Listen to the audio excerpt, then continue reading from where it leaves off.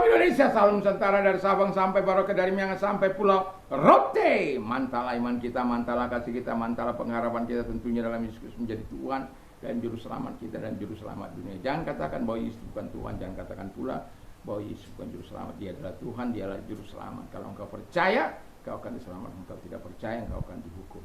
Yohanes 3 ayat 36 dan Yohanes 14 ayat yang ke-6, Yesus sudah berkata, akulah jalan dan kebenaran dan hidup. Tiada seorang sampai kepada Allah kalau tidak melalui aku. Mantap. Dan Petrus mengatakan dalam Kisah Rasul 4 ayat 12, dan keselamatan tidak ada di dalam siapapun juga selain dalam Dia Yesus Kristus. Karena di bawah kolong langit ini tidak ada nama lain yang diberikan kepada manusia yang olehnya kita diselamatkan. Dan juga saya mengatakan kepada kita dalam Yohanes 3 ayat 16, karena begitu besar kasih Allah akan dunia ini sehingga ia mengaruniakan anaknya yang tunggal supaya setiap orang yang percaya kepadanya tidak binasa melainkan beroleh hidup yang kekal. Puji nama Tuhan, dengan hati percaya engkau dibenarkan, dengan mulut mengaku engkau diselamatkan. Paulus mengatakan dalam Roma 10 ayat 9 dan 10. Puji nama Tuhan. Dan sebelum kita mendengarkan firman Allah di malam ini, mari kita berdoa. Terima kasih, biarlah kuasa darah-Mu yang kudus itu membebaskan kami dari segala terikatan akan dunia, akan dosa dan lain sebagainya. Dalam nama Yesus kami bersyukur dan berdoa. Haleluya. Amin.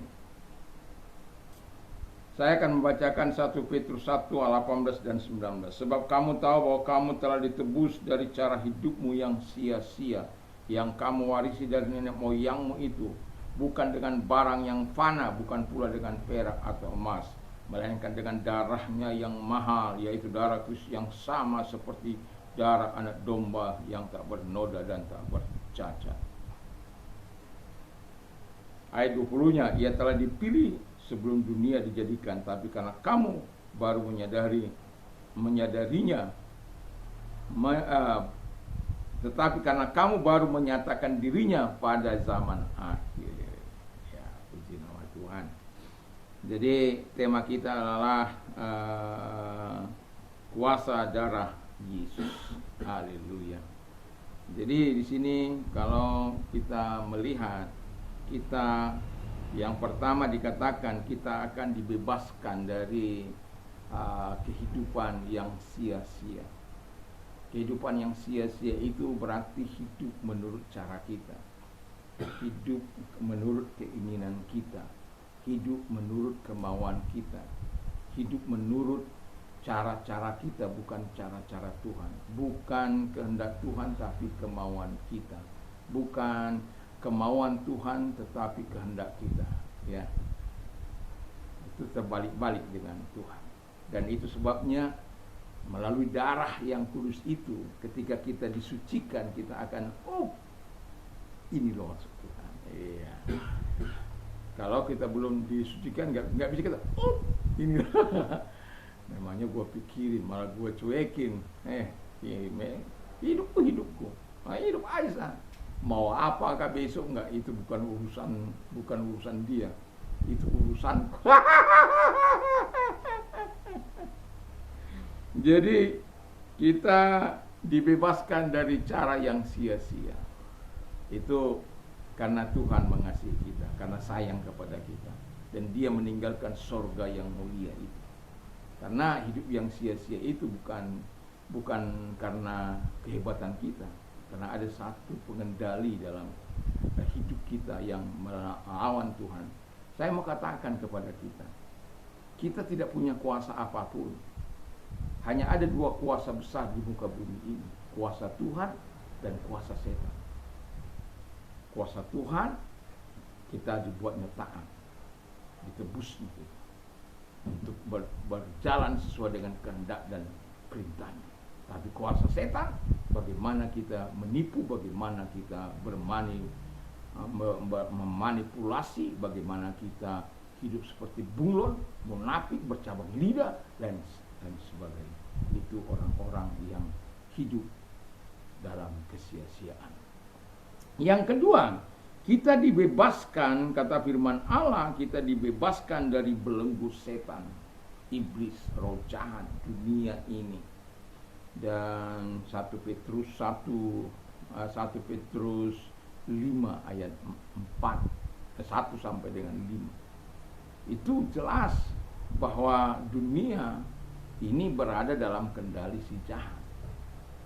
Tapi kita dapat mengalahkan iman kita dengan iman kita.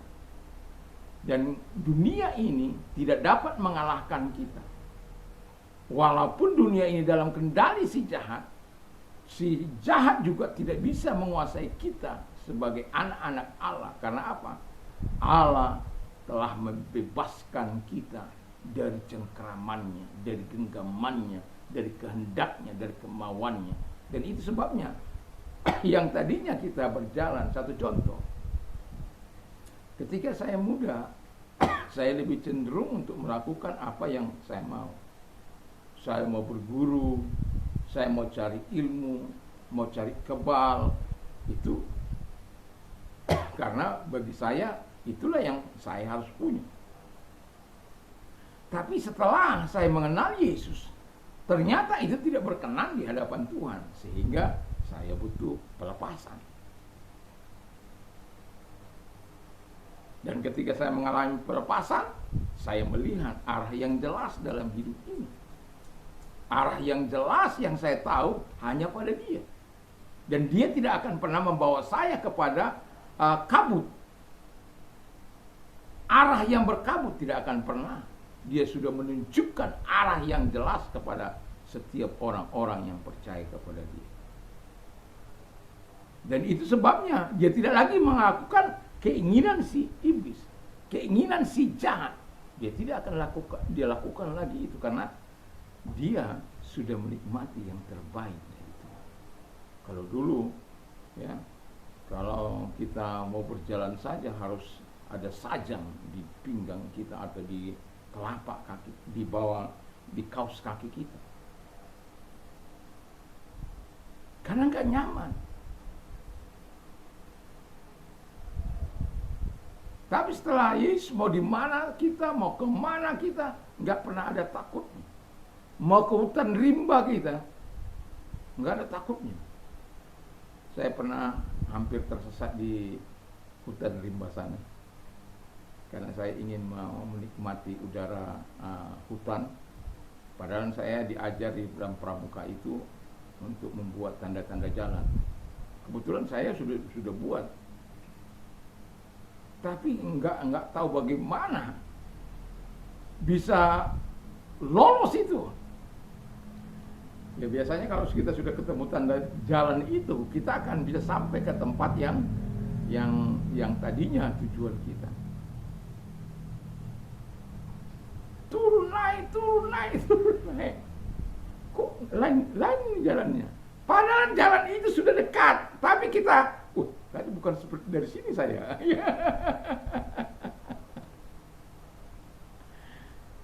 Sampai Tuhan mengirimkan seseorang untuk menolong kita. Itu cukup lama.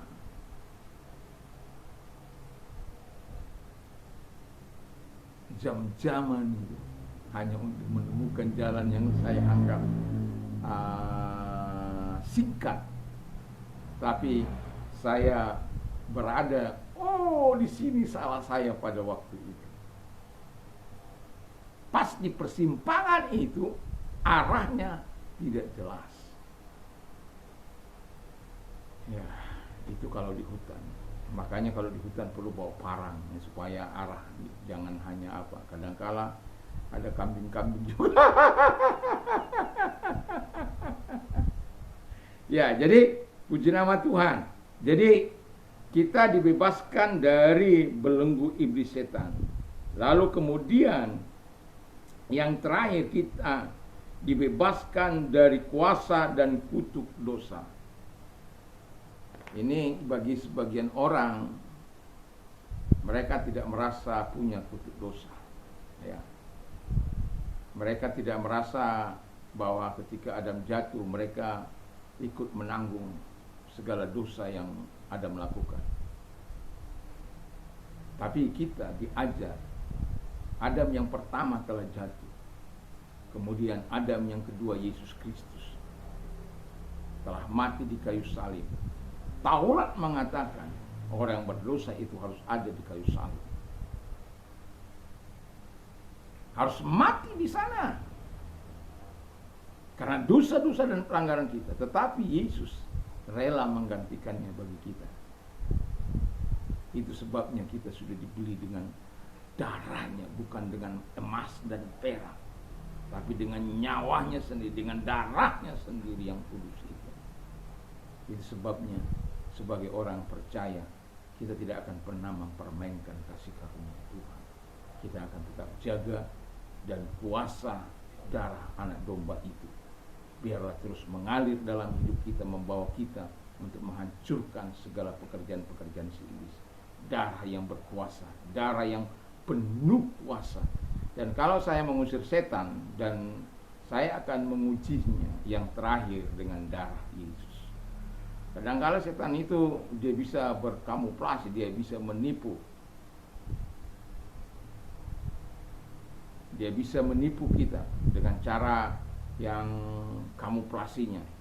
Dan ketika orang yang sudah keluar, setan yang betul-betul keluar, ya ketika kita menyebutkan, sebutkan darah Yesus. Kalau sudah mewek dia, wah setannya masih ada. Dia hanya berpura-pura. Lalu kita akan keluarkan dia dalam nama Yesus. Nama yang penuh kuasa itu, darah yang menyucikan orang tersebut. Dan itu sebabnya saya mengatakan kepada kita, darah Yesus, darah yang berkuasa itu akan membebaskan kita dari hidup yang sia-sia, dan juga akan membebaskan kita dari belenggu setan iblis, dan juga akan membebaskan kita dari kuasa dan kutuk dosa. Kalau kita tidak dibebaskan, coba satu ayat saya bacakan, 1 Korintus 15 sebagai ayat terakhir. Saya akan bacakan bagi kita 1 Korintus 15 ayat 55. Dan hai maut, di manakah kemenanganmu? Hai maut, di manakah sengatmu? Sengat maut ialah dosa, dan kuasa dosa ialah hukum Taurat. Jadi kita sudah tahu sama-sama, itulah sebabnya Yesus mati di kayu salib. Dan sengat dosa tidak berkuasa lagi, kuasa dosa tidak berkuasa lagi atas kehidupan kita. Karena apa? Yesus sudah membebaskan kita melalui darahnya yang penuh kuasa itu. Kiranya Tuhan Yesus memberkati kita, dan mari kita berdoa. Terima kasih Tuhan, kami tahu darah-Mu yang suci, yang kudus, yang luar biasa membebaskan kami dari segala hidup yang sia-sia dan tak berkenan di hadapan Tuhan, dan dari genggaman setan, cengkeraman setan, dan dari kuasa dan kutuk dosa. Tetapi semuanya telah Kau bebaskan oleh karena Tuhan. Terima kasih buat semuanya. Dan kalau engkau sakit, apapun sakit penyakitmu, mari arahkan tangan kepada Tuhan dan beriman kepada Tuhan. Apapun sakit penyakitmu, Tuhan mampu untuk menyembuhkan engkau. Dalam nama Yesus, segala sakit penyakit yang mereka derita, aku berita keluar, dan oleh bilu-bilu Tuhan Yesus engkau sembuh. Dan saya juga mau berdoa kepada engkau yang mengalami masalah, angkat kedua belah tanganmu, mari kita berdoa. Terima kasih, lihat tangan-tangan yang diangkat kepadamu. Tuhan, lepaskan mereka dari segala belenggu dan dari segala masalah, kesulitan mereka. Apapun yang mengikat mereka, Tuhan Bapa di surga. Biarlah setiap kami mengalami pertolongan seperti apa yang Kau lakukan kepada Daud ketika melawan Goliat, ketika Sadrak Mesak Abednego melawan perintah Nebukadnezar, atau ketika Daniel harus melawan 120 menteri yang korup, dan pada akhirnya kejujuran tidak akan pernah terkalahkan oleh kejahatan. Terima kasih Bapa di surga buat semuanya, karena Tuhan yang menolong, karena Tuhan yang memberkati. Dan kami percaya Tuhan juga akan menolong umat-Mu, gereja-Mu di akhir zaman ini. Kau tidak pernah berubah. Terpujilah Engkau, kami bersyukur buat pertolongan-Mu. Terima kasih semuanya, dan kami menikmati segala kebaikan dan kemurahan-Mu dengan ucapan syukur. Dalam nama Yesus, haleluya. Amin. Selamat malam sebelum kita tidur. Biarlah kita senantiasa mau berdoa, membaca firman Allah dan perkataan firman Allah. Semoga kita bisa pagi bangun dengan tubuh yang sehat, kembali memuliakan Tuhan. Mantap, mantap, mantap.